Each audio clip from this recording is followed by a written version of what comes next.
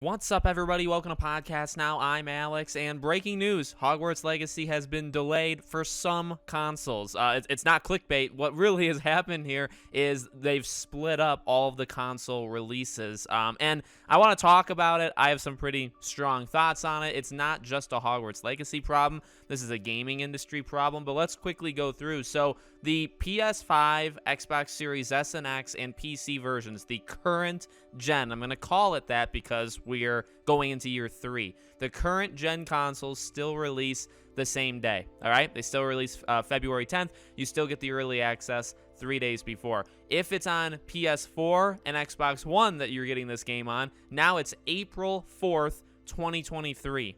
And then if you have it on Nintendo Switch, which I did call it being much, much later, I guess I actually thought it was going to be even more later than this, July 25th. So it's all staggered. They're all February 10th, April 4th, July 25th. The game also, Chandler has confirmed, has gone gold on the consoles that it's coming out on and platforms it's coming out on February 10th. So it has gone gold on PS5, Xbox Series S and X, and PC. All going gold means is that it's done. That in old days, you would start to print the copies of the game. So when you say gone gold, it means you're finished with it. Now it would be like day one patches, stuff like that you'd be working on. But the base game, literally locked and loaded, no changes happening, it's finished. And this is where it's going to get really, really messy because the early access thing, right? And actually the collector's edition as well. So collector's edition for PS4 and Xbox One also come out April 4th. You won't get that the same time other people are. Also, the deluxe edition that comes with the 72-hour early access,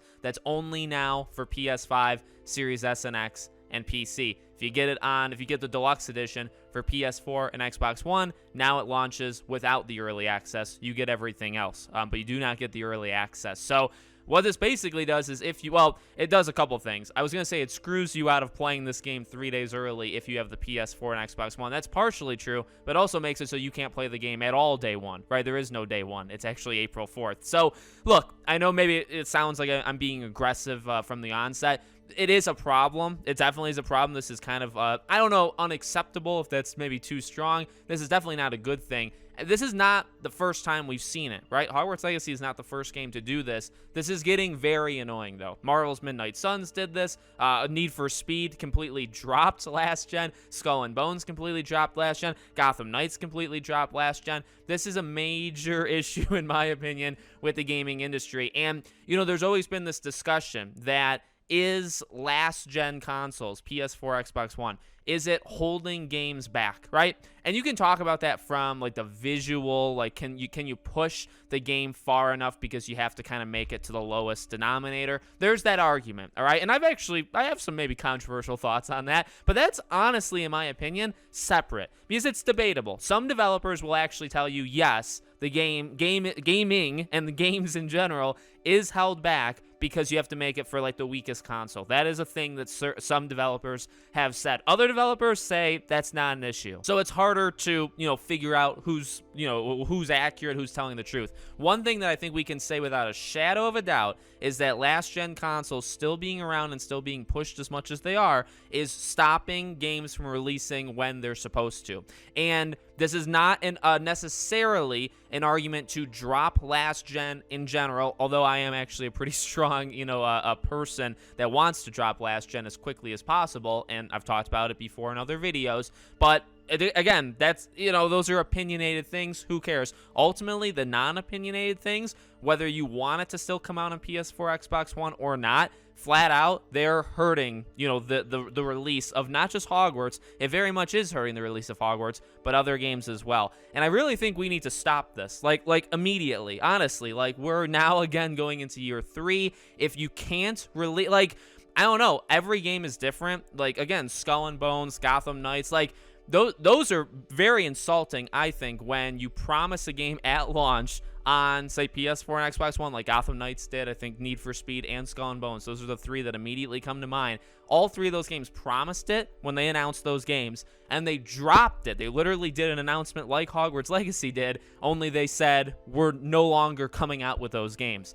That's a really bad look. It might be, because you're telling people that thought they'd be able to play the game literally on a console that you promised that they can't do it. That's not good, right? And then you have examples like this, or again, Marvel's Midnight Suns, where basically you can't get the game to launch the day you want it to, but you know you can do it only on select platforms. And see, again, this is the issue. Like, what's the issue? What's causing the issue? Well, look no further than which consoles get the game the day it's supposed to come out, right? PS5, Series S and X, and PC. Those get the game when they promised it. And now it's still coming out that day. And what systems are not getting it that day? Well, the ones that are holding it back, right? And again, holding it back, like, and what ultimately it is, from what I've seen from the gaming industry, and again, this really isn't debatable. This is kind of the thing. They're basically, you're making it on too many consoles, right? So you literally look, PS5, Series S, Series X, they are different, so you have to count them separately. PC, PS4, Xbox One, Nintendo Switch. That's 7 platforms that the game is releasing on. That's probably too many. And again, probably is probably not even the right word to use. It is too many because they can't do it. They can't do it in time. Now, what I will say, what I'll give them credit for, and again, like, it's a, there's pros and cons, and you're going to make people mad no matter what, right? Because here's the other thing you can do, okay, is you can delay the game entirely. And that probably is an even worse look. So in some ways, I do respect this decision, because what they're basically saying is, like, look, we're stretched too thin. We literally cannot put it out on all these consoles the same day. We need more time. We are not going to delay this game from February 10th to April 4th. Like, we're not going to do that. So what we will do is we'll delay it for select consoles instead. And Switch, honestly, I'm not really going to count. Like, Switch exclusives are separate, in my opinion. These Switch games that are third-party kind of stuff, and they come, a year after the game actually launches, they're a whole nother beast. I'm not suggesting to delay the game until July so it could come out on Switch as well. It'll be a nice little bonus, like, sales-wise. In late July, this game is going to sell a couple of more millions of copies after it already does. But it does suck. I mean, it does honestly stagger the sales, right? Because now you're only getting it on select consoles, so you're not going to get the most sales possible. I don't know. It's funny. Like, I laugh at it because I don't know. I don't want to make this, and hopefully you guys, like, understand where I'm coming from. Again, this is not necessarily an attack on Hogwarts Legacy or them. It is partially, because it's an attack on the entire industry that, like, can we all get together and kind of understand that this is bad and that we should stop doing this, and that going into year 3, this really shouldn't happen anymore, and you shouldn't announce games on consoles and then either have to delay them because, like, you're stretched too thin, then don't do it. Or can you, like, not drop them like you say it's going to be on? And again, that's not Hogwarts' problem, right? Say Gotham Knights or other games, like announcing them on PS4 and Xbox One and then saying, never mind, we're not going to do that. And again, why do they cancel them? Why did Gotham Knights, Skull and Bones, Need for Speed? I'm sure there's more. I am sure there's more. Those are just the prominent ones. Why did they cancel the last-gen versions?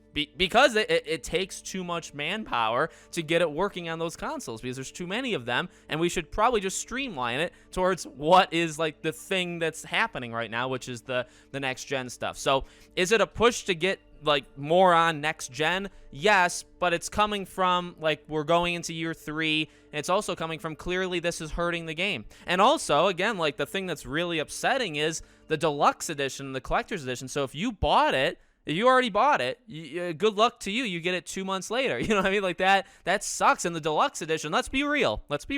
People are buying the deluxe edition to play it 3 days early. I mean, raise your hand if that's not the primary. And maybe it is to some, but I'm going to assume that 90 to 95% of the people that bought the deluxe edition on any of these consoles bought the deluxe edition to play the game 3 days early, right? So now if you did that and you have PS4 and Xbox One, you don't get it. That's like the main reason you bought the deluxe edition no longer applies to you. So it is upsetting, definitely. But again, I don't know. I guess maybe I'm taking my frustration out on them because they're the most recent example. But this has been a thing for, like, the last year and a half, and I'm really tired of it. And it also is now affecting, like, the game I'm most looking forward to. So it maybe hits closer to home. But really, again, it's not really fully Hogwarts Legacy's problem. I just want this issue that we're seeing like 10 times now, I just want it to end. That's all. So let me know what you guys think in the comments. Make sure you guys are subscribed, bell icon turned on, and I hope to see you all on the next one.